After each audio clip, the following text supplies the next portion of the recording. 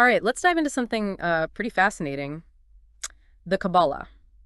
We're talking Jewish mysticism, a whole system of thought trying to explain the universe, our place in it. Think of it like a secret code hidden within ancient Hebrew texts. Yeah, secret code. And today, we're using this book by J.F.C. Fuller, The Secret Wisdom of the Kabbalah, kind of like our decoder ring. What's really interesting about the Kabbalah is that it's not just one book. It's more like a tapestry woven through lots of different texts, carefully guarded and revealed gradually. Fuller describes it as a beautiful woman, revealing herself slowly, each glimpse more alluring than the last. I like that, a slow reveal. It definitely makes you want to keep digging deeper. So where do we even begin with something this vast and mysterious? The key is understanding that we're not dealing with, typical religious doctrine here. Right? The Kabbalah is more of a framework for understanding the universe, a system for explaining the very essence of creation and existence. Okay, so it's a system, a framework. But what are the basic building blocks of this Kabbalistic system? It all starts with this mind-bending concept of ayin, which essentially means no thing. Imagine a state of pure nothingness before anything at all existed. Whoa, that's a tough one to wrap my head around. How does anything, let alone a whole universe, come from no thing? Well, the Kabbalah describes it as a process of emanation. From ayin comes Ein Sof, the boundless potential of that no thing, and from Ein Sof comes Ein Sofar, the limitless light of the divine. So light is the first thing to emerge from this ultimate void. That's a pretty powerful image. What happens next in this cosmic unfolding? This is where it gets really interesting. That light unfolds into a complex system called the Sephirotic scheme. Picture it like a tree with 10 interconnected branches, each representing a different stage in the process of creation. These branches are called the Sephiroth. So the Sephirotic scheme is like a blueprint for the universe. Each of these Sephiroth plays a specific role. Exactly. It starts with Kether, the crown, symbolizing pure being. Next is Chokmah, wisdom, the creative principle or word. Then comes Bina, understanding, which is the receptive principle.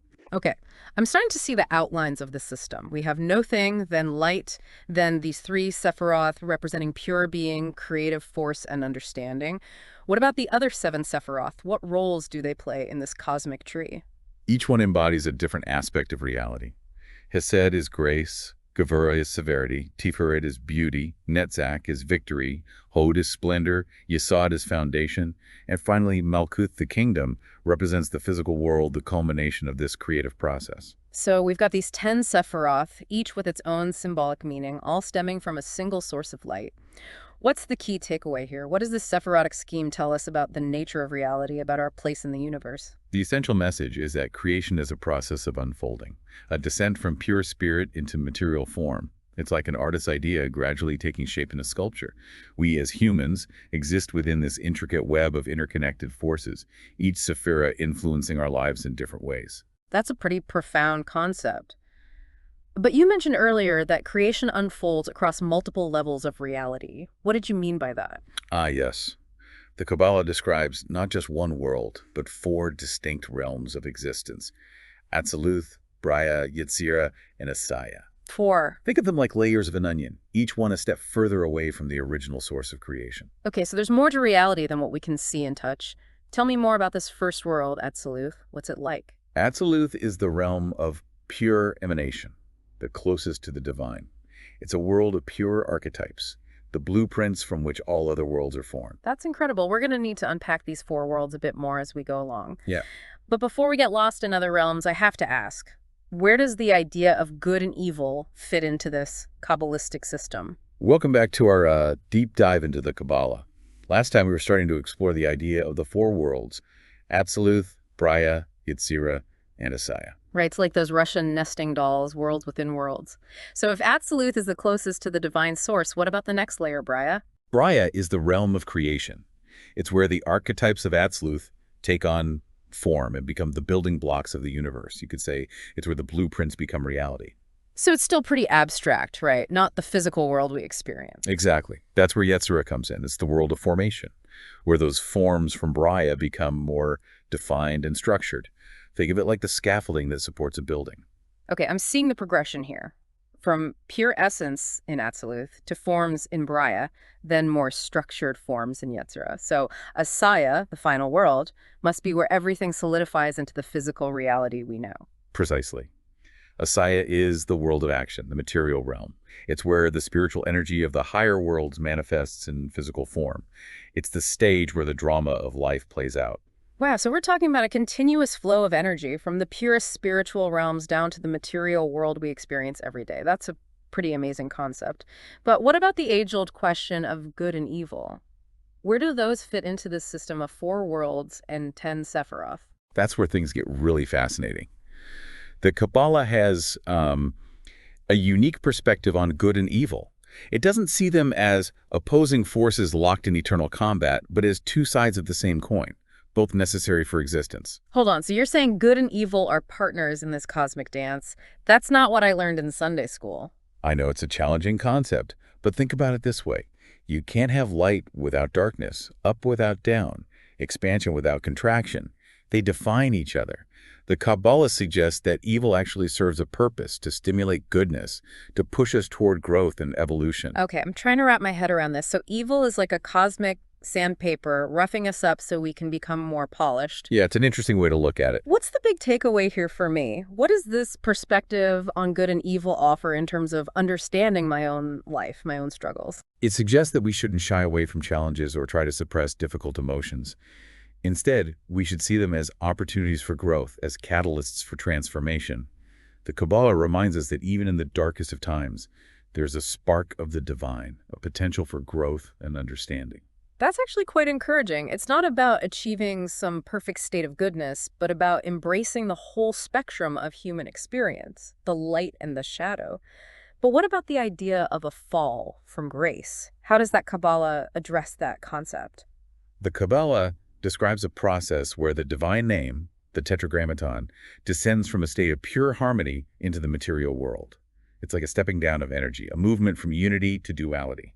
So it's not so much a fall from grace as a necessary descent, like a divine exploration into the realm of matter. Exactly. And this is reflected in the biblical story of Adam and Eve.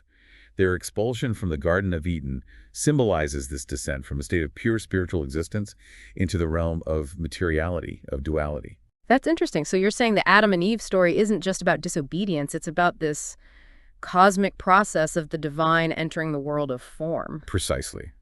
And this brings us to another intriguing character, Satan. Okay, here comes the devil. What does the Kabbalah have to say about the ultimate bad guy? Actually, the Kabbalah presents a surprisingly nuanced view of Satan.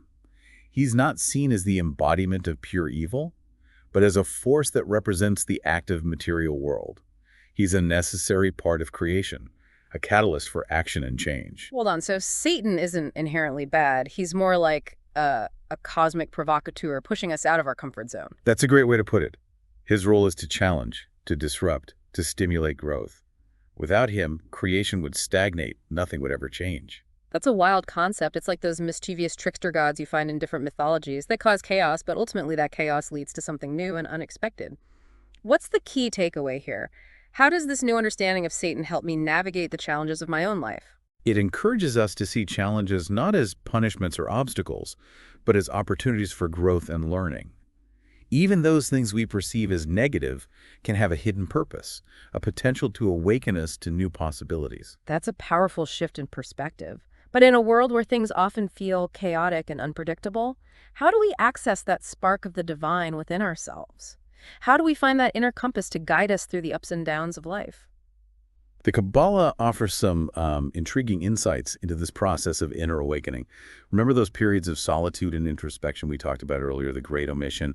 Those times when individuals like Buddha, Christ, and Muhammad withdrew from the world to connect with a deeper source of wisdom. Yes. It's like they went on a spiritual retreat to recharge their batteries and connect with their inner GPS. Exactly. And the Kabbalah suggests that each of us has the potential to tap into this inner wisdom through practices like meditation, contemplation, and self-reflection. So it's not about waiting for some external force to save us or guide us. It's the cultivating that inner connection, that divine spark within. That's the essence of it. And the Kabbalah offers a powerful tool to help us on this journey of self-discovery, the Tree of Life. Okay, we've mentioned the Tree of Life before, but it seems like more than just a symbol of creation. How can we use it to unlock our own inner potential? The Tree of Life is a map of consciousness. It's a visual representation of the Sephiroth and their interconnectedness. By meditating on the tree of life, contemplating its different aspects, we can gain deeper insights into our own psychological and spiritual makeup. So it's like a mirror reflecting back to us the different aspects of our being. We can see where we're balanced, where we're out of whack, and where we need to focus our energy for growth. That's a great way to put it. And the Kabbalah provides a rich language of symbols to help us understand these different aspects of ourselves. The Hebrew alphabet, for example, is seen as more than just a way to write words. Each letter is associated with a specific sephira, a specific energy, a specific aspect of creation. Wow, so even language itself is imbued with mystical power in this system. That's right. And by working with these symbols, by exploring this language, we can access deeper levels of meaning and understanding.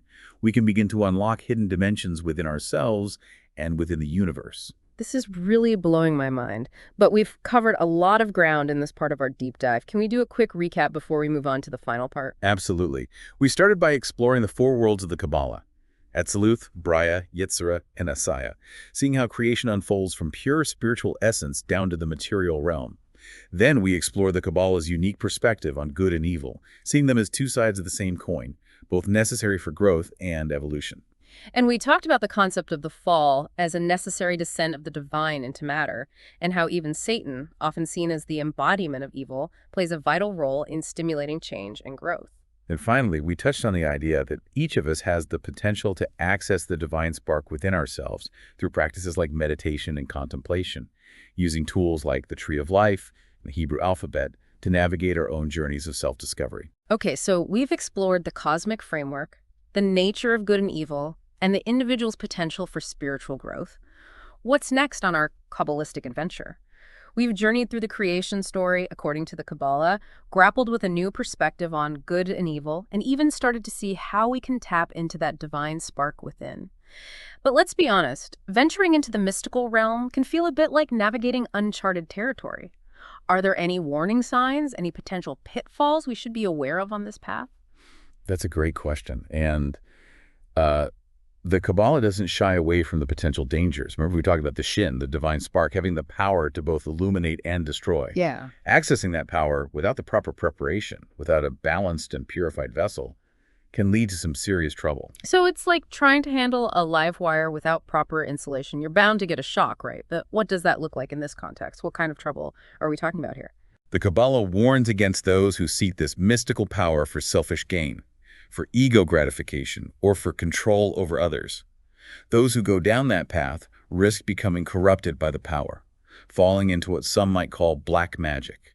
Okay, that sounds pretty intense. So it's not just about avoiding evil, it's about using this power responsibly for the benefit of all. Exactly. The Kabbalah emphasizes ethical conduct, aligning our actions with our highest understanding of the divine will. It's about using this power to heal, to uplift, to contribute to the well-being of humanity and the world around us. So knowledge without action isn't enough. We have to actually live these principles, embody them in our daily lives. Precisely. And that brings us back to the importance of balance. The Kabbalah reminds us to strive for harmony between body, mind, and spirit. It's like that old saying, a healthy mind and a healthy body, but with an added spiritual dimension. That's a great way to put it. Neglecting any one of these aspects can throw us off balance and make us more susceptible to the dangers of the mystical path. It's about integration, about living a holistic life that honors all parts of ourselves. This has been such an insightful journey so far. We've talked about the potential dangers, but what about the rewards? What does the Kabbalah say about the ultimate goal of this mystical path? What are we striving for? The ultimate goal, according to the Kabbalah, is tikkun olam, which means repairing the world. So it's not just about personal enlightenment, it's about taking what we've learned and using it to make a positive impact on the world around us. Exactly. Each of us has a unique role to play in this cosmic drama. Our actions, however small they may seem, can contribute to the healing and transformation of the world. I love that idea that we're all part of something bigger, that our individual efforts can make a difference. It's like we're each holding a piece of the puzzle, and together we can create a more beautiful and harmonious picture. That's a beautiful analogy. And the Kabbalah offers a roadmap for how to do this. It's about aligning ourselves with the divine will, expressing our unique gifts and talents, and working together to bring about a world that reflects the harmony and beauty of the Sephirotic realm. So it's not about escaping from the world or getting lost in abstract concepts. It's about engaging with the world in a more conscious and compassionate way, bringing those spiritual insights into our daily lives. Precisely. And the Kabbalah suggests that as we do this, as we individually and collectively embody these divine principles, we help to usher in the Messianic age, a time of peace, harmony, and spiritual enlightenment for all. That's a truly inspiring vision. It's like Yeah. we're all co-creating this future reality brick by brick, action by action. That's the power of the Kabbalah. It's not a rigid dogma or a set of rules. It offers a framework, a set of tools, and a vision for a world transformed by love, wisdom, and compassion. Well, listeners, we've reached the end of our deep dive into the Kabbalah. We've explored some profound concepts, from the origins of creation to the nature of good and evil, the power of symbols, and the ultimate goal of repairing the world. It's been an incredible journey. We hope this deep dive has sparked your curiosity and inspired you to continue exploring the wisdom of the Kabbalah. Remember, this ancient system offers a unique perspective on the universe and our place within it.